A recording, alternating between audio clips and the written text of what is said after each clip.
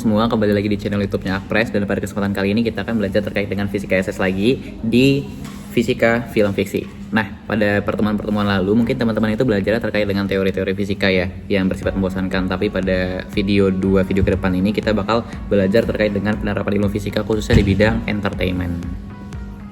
Nah, pada video kali ini kita akan membahas terkait dengan fisika dalam industri film atau movie, simulasi fisika dalam film, contoh dasar konsep fisika pada film fiksi, dan yang terakhir yaitu the power of physics imagination in movie. Nah, untuk subtopik yang pertama yaitu fisika dalam industri film atau movie. Ilmu fisika itu sangat diperlukan dalam industri film, khususnya untuk yang pertama memberikan basis perhitungan untuk penggambaran yang realistik suatu kejadian, mensimulasikan proses dunia nyata seperti terjangan ombak, percikan air, ledakan, api dan asap, serta robohnya suatu bangunan. Karena memang kejadian-kejadian tadi itu terkait dengan hukum-hukum fisika. Nah, untuk yang kedua itu memberikan konsep saintifik yang lebih akurat terkait dengan kebolehjadian suatu event atau scene dalam sebuah film fiksi. Jadi fisika itu mengidentifikasi apakah kejadian ini merupakan kejadian asli atau khayalan. Nah, untuk pembahasan selanjutnya itu simulasi fisika dalam film. Teman-teman tahu teknik simulasi CGI atau Computer Generated Imagery ini digunakan untuk menciptakan penggambaran yang lebih realistis akan suatu kejadian atau adegan. Nah, untuk CGI ini itu diperlukan sebuah perhitungan yang sangat akurat dalam fisika. Terus yang kedua itu ada basis perhitungan fisika digunakan untuk mensimulasikan dinamika benda tegar, simulasi aliran atau fluida, efek partikel, dan juga hukum Newton, dan lain-lain.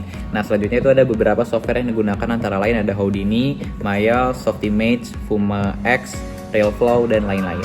Oke, untuk dasar konsep fisika untuk film fiksi sendiri yang udah kita tahu ada di Avengers Endgame dan juga Interstellar, itu kita meninjau ada konsep termodinamika, teori relativitas, dan juga ada teori fisika kuantum.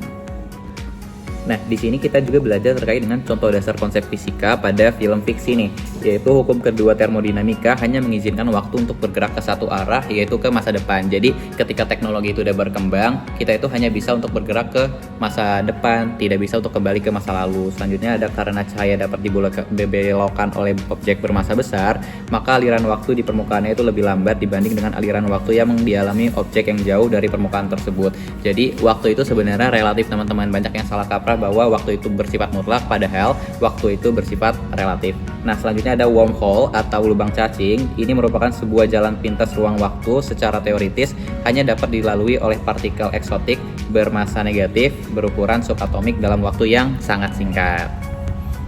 Nah, selanjutnya kita juga belajar terkait dengan the power of physics imagination in movie. Meskipun landasan adegan film fiksi ini masih bersifat khayalan atau teoritis saja, belum terbukti secara eksperimental, namun film ini menjadi lebih menarik dan menghasilkan miliaran dolar keuntungannya.